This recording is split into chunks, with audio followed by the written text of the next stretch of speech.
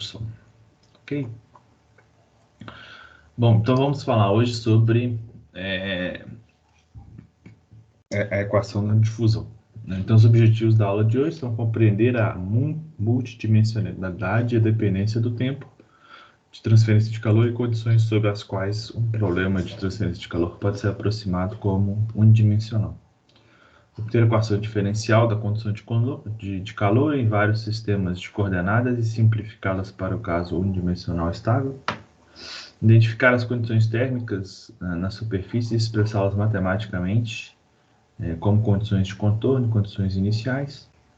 Resolver problemas unidimensional de condição de calor e obter distribuição de temperatura dentro de um meio e o fluxo de calor. E analisar a condição de calor unidimensional em sólidos que envolvem geração de calor. Okay? Bom, lembrando, o nosso balanço de energia pode ser escrito da seguinte maneira: o acúmulo de energia em um volume de controle é igual à soma das entradas de energia menos a soma das saídas de energia mais a geração de energia.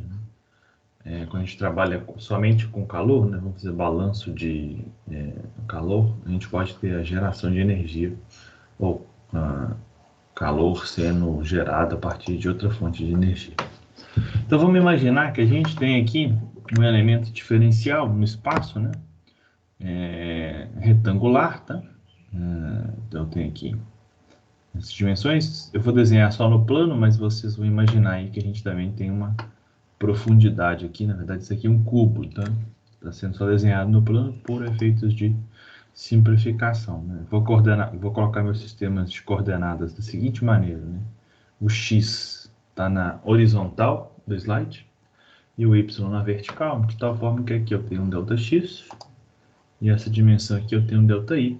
E a profundidade desse cubo aqui vai ser meu ΔZ. O Z então está entrando aqui na nossa tela. Eu vou ter então, imagina que eu tenha calor entrando aqui, então eu vou chamar Q de x, que é o que está entrando nessa face aqui, x. O que está entrando nessa face aqui é o Q de y.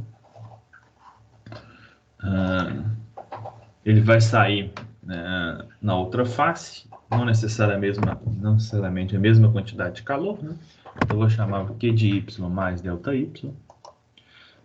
E aqui eu vou ter na face da direita aqui desse cubo o Q de x mais ΔX. Ok?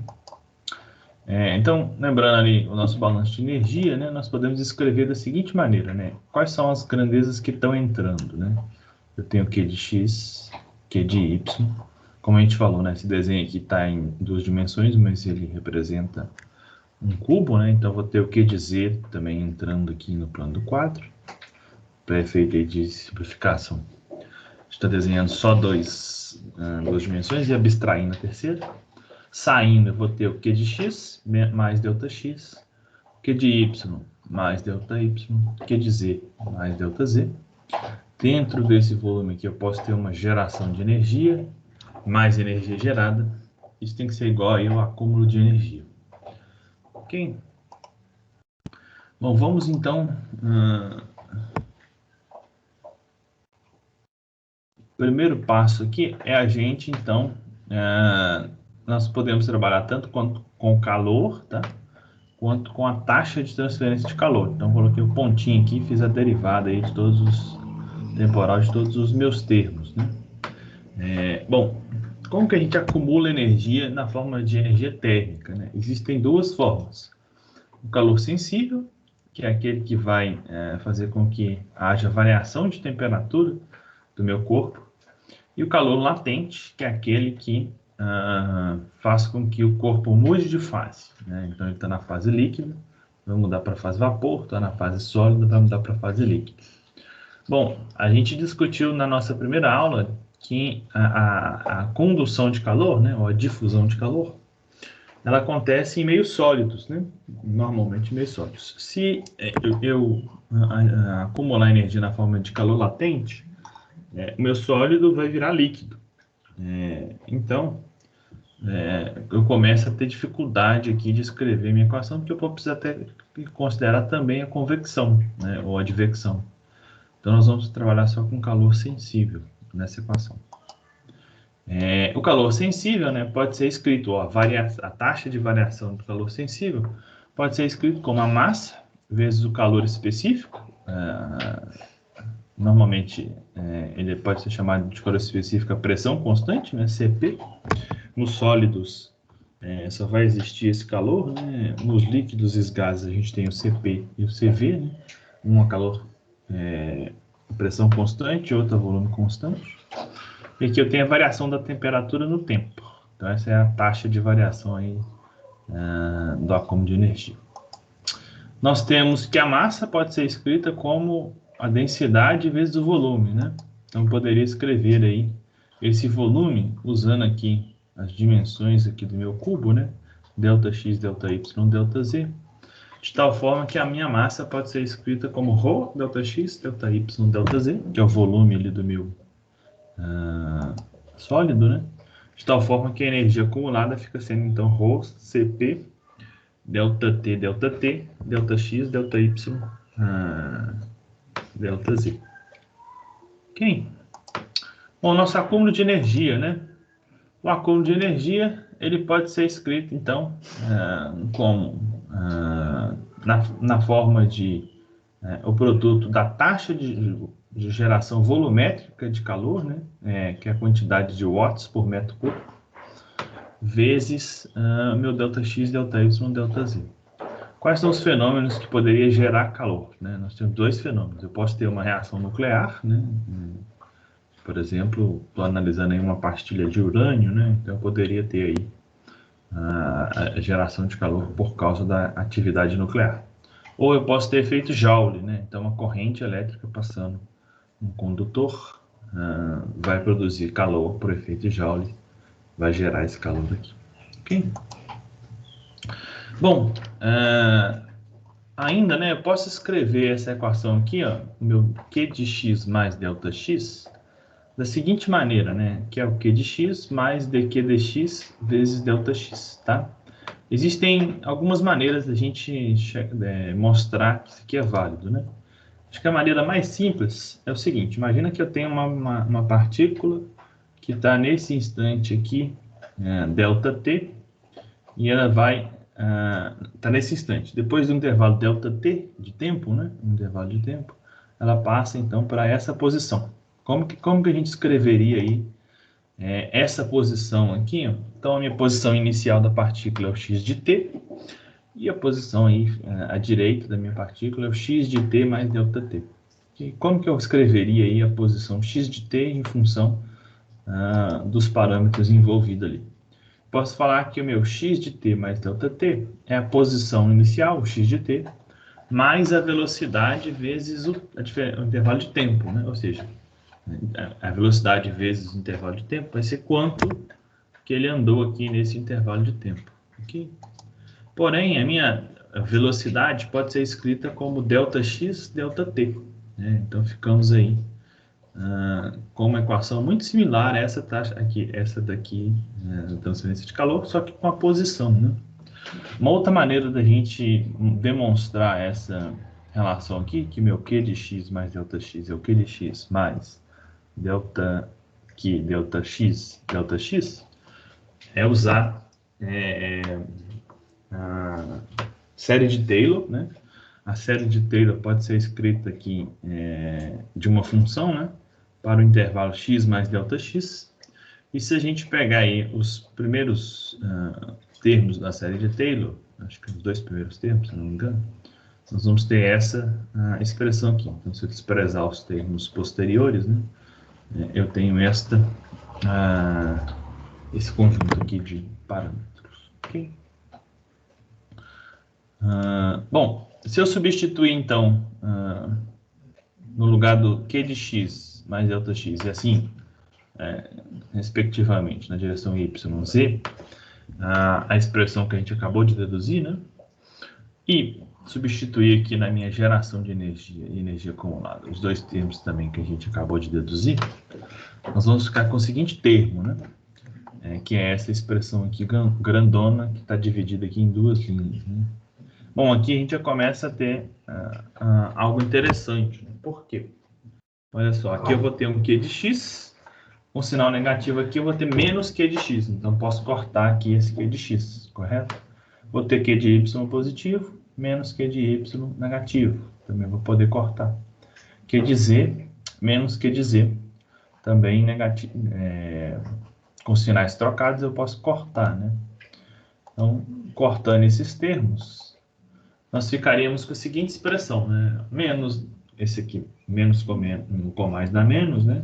Então, vai ficar dq dx delta x, menos dq dy delta y, menos dq dz delta z, e assim sucessivamente, né?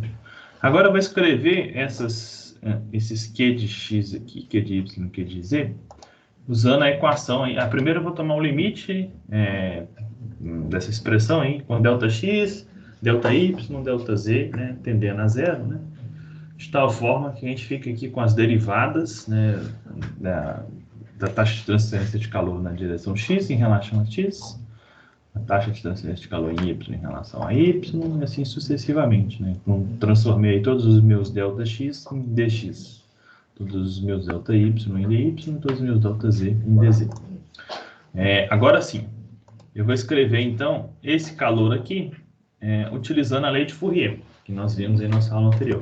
A lei de Fourier, para a taxa de transferência de calor, né, é o K vezes a área vezes dt dx. Nós apresentamos, acho que de forma separada, né, que o fluxo de calor é menos K dt dx, e o fluxo é a taxa de transferência de calor dividido pela área, né? Então, eu já multipliquei aqui pela área para achar a taxa de transferência de calor.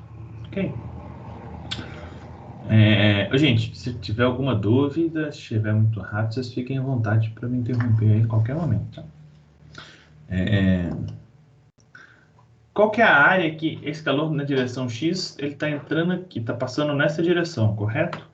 Qual que é a área que eu tenho aqui que o calor está sendo transferido, né? Ou seja, é a área dessa seção, se a gente imaginar que ela está passando para cá. Qual que é a área dessa seção aqui, na direção X, que o calor vem enxergar? Vai ser o ΔY vezes a profundidade desse cubinho, né? Que é o dz, ok? Então, esse aqui seria o calor na direção X.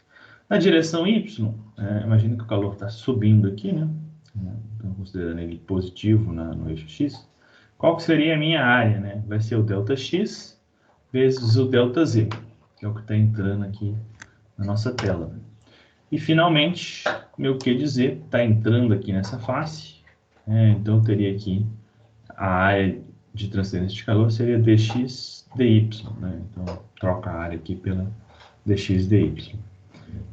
E a minha derivada de temperatura sempre vai ser na mesma coordenada aqui que eu tenho no meu calor. Então, aqui é dt dy na direção y, dt dz na direção z. Ok? Então, eu posso substituir agora esses Q de x, Q de y, Q de z nessas respectivas aqui condições, né? Ficamos, então, com o seguinte termo, né? Tá. Antes disso, se a gente substituir aqui esse termo aqui, né? Então, essa derivada aqui vai permanecer. Na direção x, eu vou ter um dx vezes dz vezes dy. Então, tem aí um dv, né? Ou seja, eu tenho as três dimensões aí. Na direção y, eu já tenho dy aqui, vezes dx dz, vai aparecer também um produto dos d's nas três direções. Na direção z, eu tenho dz, dx dy, eu vou ter aqui, então, dx, dy, dz, os três d's nas três dimensões. Bem como aqui nessa taxa de transferência de calor eu já tenho, e nesse termo aqui transiente eu também vou ter. Então, todos os termos têm esse dx, dy, dz, né? Que não pode ser zero, senão não tem volume, né? Então, eu posso cortar, dividir todos os termos por ele, de tal forma que a gente fica com essa expressão.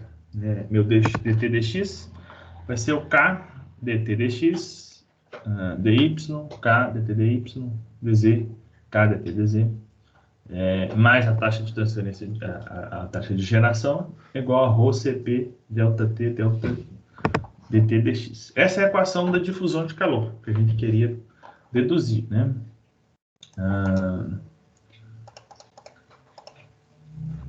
Ok?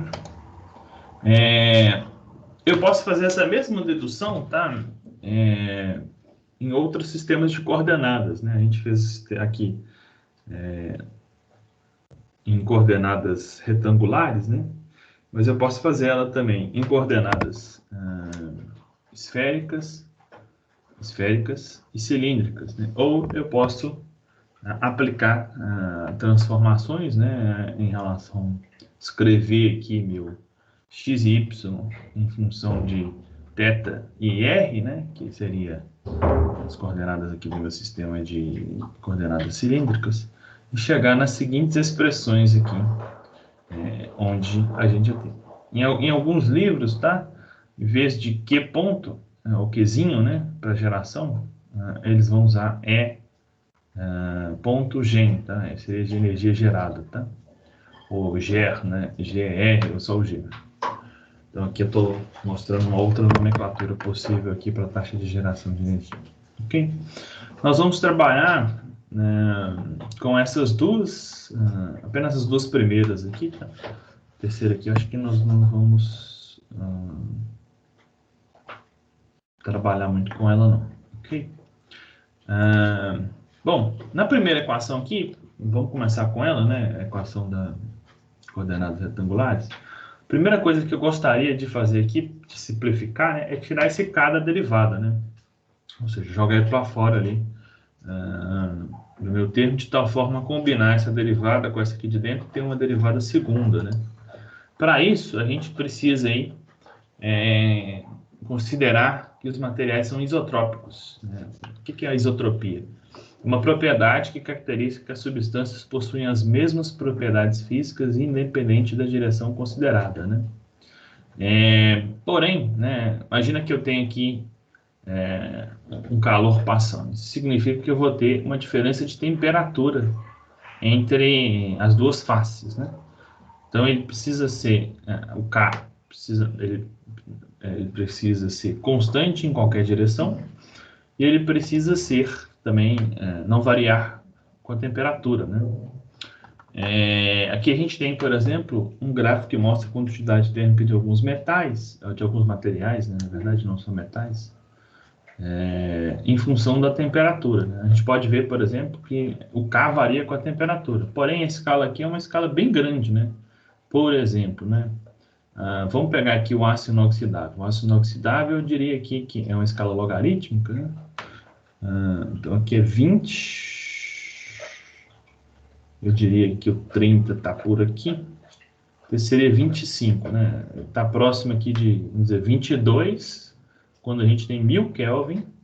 E quando eu tenho aqui 300 Kelvin, ele estaria algo próximo ali de 18, por exemplo, né? A gente tem uma variação, mas é uma variação pequena, se a gente considerar a grande faixa de temperatura. Alguns, por exemplo, como a platina, né, tem ainda, são mais estáveis, né, tem variações menores ainda com a temperatura. Como nossos problemas têm muitos problemas de transferência de calor, né, ou de fenômeno de transporte, tem uma variação de temperatura pequena, né, então nós podemos considerar aí o meu K constante, né. Então, se eu tirar o K para fora da derivada ali, eu vou ficar com a seguinte expressão, né? K da derivada segunda da temperatura em relação a x, mais K vezes a derivada segunda da temperatura em relação a y, K vezes a derivada segunda da temperatura em relação a z. Ok? Então, nós vamos estudar o primeiro caso aqui para a gente resolver essa equação diferencial, que é o caso onde a gente tem condição de calor unidimensional em regime permanente, ou seja, as variáveis não vão variar ao longo do tempo, e em coordenadas retangulares sem a geração de calor, correto? Bom, se ele é unidimensional, eu posso cortar esses dois termos, vamos manter apenas a direção x. Regime permanente quer dizer que eu não tenho variações no tempo, então corto esse termo. E sem geração de calor, eu vou ter este Qzinho aqui, ok? Bom, ficamos então com essa equação diferencial, né? K dt dx, a derivada de segunda temperatura em x é igual a zero. Equação diferencial muito fácil de ser resolvida, basta eu integrar aí os dois lados, né? Como meu K não pode ser igual a zero, né? Meu dt dx, a derivada de segunda da temperatura, tem que ser igual a zero. Se eu integrar os dois lados, né? A integral de uma derivada segunda é a minha derivada primeira, e a integral de zero, né, vai ser uma constante, né? Então, essa seria aqui a minha a equação depois da minha primeira integração. Em seguida, né, se eu integrar de novo, eu vou ter aqui a integral da derivada, vai me dar a própria temperatura, né? Integral de uma constante, vai ser essa constante vezes x, vai ser uma integral em x, né? Mais uma segunda constante, ok? Como que a gente encontra essas constantes, né? Então, essa família de equações, né? Famílias de retas, né? Resolvem os problemas. Qual que eu vou achar? Qual que é a reta do meu problema? Para encontrar esse C1 e C2, eu vou precisar aplicar as minhas condições de contorno, né? Um exemplo, por exemplo, que a gente poderia cair nesse caso, né? É uma parede, né? Então, a parede da nossa casa, por exemplo, quando está mais quente lá fora, né? O calor vai entrar por condução. Normalmente, as paredes têm dimensões grandes, de tal forma que no meio da parede a gente tem calor fluindo em uma única dimensão, né? De maneira unidimensional, praticamente em regime permanente e sem geração de calor, né? O segundo caso que a gente vai estudar agora é congeração, né? Então, congeração, eu vou cortar este termo. Tá. Antes de eu passar para cá, esqueci. E o perfil de temperatura, né? Ele é uma reta. Essa equação T, C1x mais C2 vai ser uma reta. Então, o segundo caso é a condição de calor unidimensional em regime permanente, em coordenadas retangulares, com geração de calor. Então, não vou cortar aqui esse quesito, né? Então, ficamos com essa equação diferencial que a gente precisa resolver, né? Eu posso colocar aqui a derivada para um lado e os termos constantes para o outro. Essa equação diferencial também é muito fácil de ser resolvida. Basta a gente integrar os dois lados, né? O meu Q, supondo aí um Q de x, uma geração, né? Constante na direção x, né? E o K também constante, né? Eu posso tirar ele para fora da integral, né? Uma constante vezes a integral de dx, né? Vai dar meu próprio x. Então, ficamos aí com menos Q sobre K x, mais uma constante de integração, né? Se eu fizer novamente a minha integral, né? Agora eu tenho uma soma, né? A integral da soma é a soma das integrais. Então, eu integro primeiro esse termo, depois integro esse termo. A integral aqui, isso é constante, sai para fora da integral. A integral de x é x ao quadrado sobre 2. A integral dessa constante aqui vai dar C1x e eu tenho mais uma constante de integração. Okay? Então, essa aí seria a nossa perfil de temperatura, né? Uma equação para temperatura, caso eu tenha aí geração de calor em uma parede plana, né? Evidentemente, essa equação nos mostra que isso é uma parábola, né? Então, uma equação de segundo grau, com concavidade virada para baixo, né? Porque eu tenho um sinal negativo aqui. A minha geração de calor só pode ser positiva e o meu K só pode ser positivo, né? Então, esse termo aí, Q sobre 2K, vai ser sempre positivo. Então, essa parábola tem sempre a concavidade virada para baixo, ok? O terceiro e último caso que a gente vai estudar hoje, para a gente resolver as equações diferenciais, é quando eu tenho condução de calor unidimensional em regime permanente em coordenadas cilíndricas, sem geração de calor, né? Então, aqui eu tenho a minha equação diferencial em coordenadas cilíndricas, né? Eu posso cortar aqui essas duas dimensões, duas direções, porque é um problema que nós estamos considerando dimensional. Geração eu posso cortar também. E eu posso cortar aqui a minha derivada temporal, ok? Eu fico então com esta, tirando o K para fora, né? Considerando que ele não varia nas direções, né? Eu fico com esta equação diferencial, né? Para ser resolvida. Esse K sobre R, o K não é zero, né? Então esse termo de K tem que ser igual a zero. Ficamos com ele aqui. Se eu integrar os dois lados, né, eu tiro primeiro essa derivada, fica com R dt dr. Esse R passa para lá, dividindo, né? E aí eu fico, se eu integrar novamente, né, nós temos integral de dt dr, vai ser igual a C1 sobre R. Essa integral aqui vai dar o logaritmo, né? Então, eu vou ficar aqui com C1 ln de R mais C2. Ok? Então, esse seria o meu perfil de temperatura aí num cilindro, né? De forma unidimensional em regime permanente. Essa equação aqui ela vai ser logarítmica. Qual que seria o exemplo aqui que a gente teria de transporte de calor aí em um cilindro, né? Por exemplo, se a gente tiver uma tubulação, né, com fluido quente, né, o calor vai passar pela parede do tubo de forma praticamente unidimensional, e o tubo ele é cilíndrico, né? Então é um caso que vai cair aqui. Imagina que eu tenho um condutor elétrico, né, que tem uma camada de isolante. Nesse isolante, o condutor elétrico, ele vai ser um fio, né? Um fio pode ser aproximado por um cilindro, e esse isolante elétrico, né, o calor vai passar por ele também de forma unidimensional, sem geração. Ele também é um cilindro, né? Então vai cair nesse caso aqui também.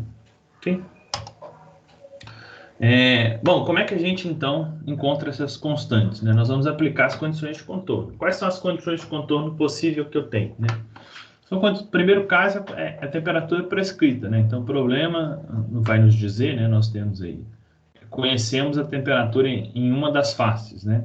Não posso dizer aqui, por exemplo, que a temperatura quando x é igual a zero, né? Não seria a temperatura dessa face aqui, vale T1. Ou a temperatura quando x é igual a L, vale T2. Ou pode ser um valor, né? Temperatura quando x é igual a zero vale 100, por exemplo, né? Então, são maneiras aí de a gente usar a condição de contorno desse primeiro caso aqui, que é a temperatura prescrita.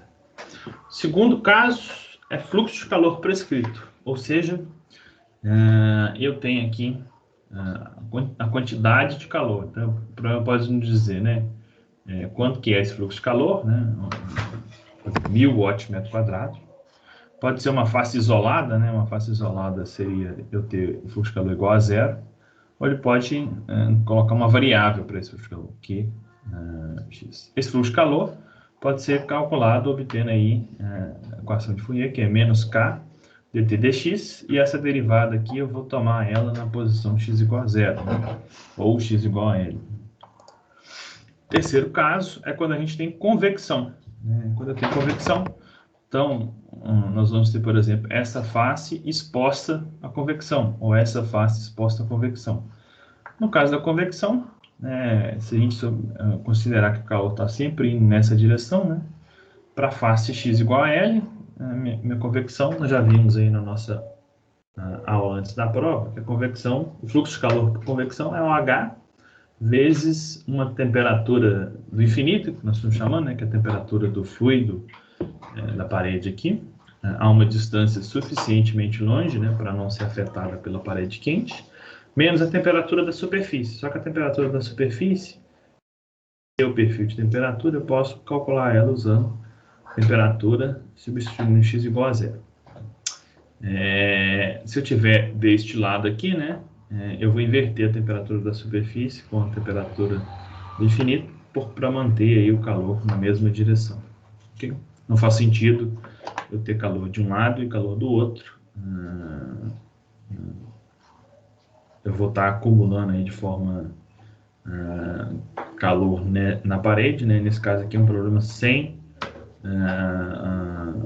variações no tempo, né, em regime permanente. Então, em regime permanente, se o calor entra nessa face, tem que sair por essa. Ok?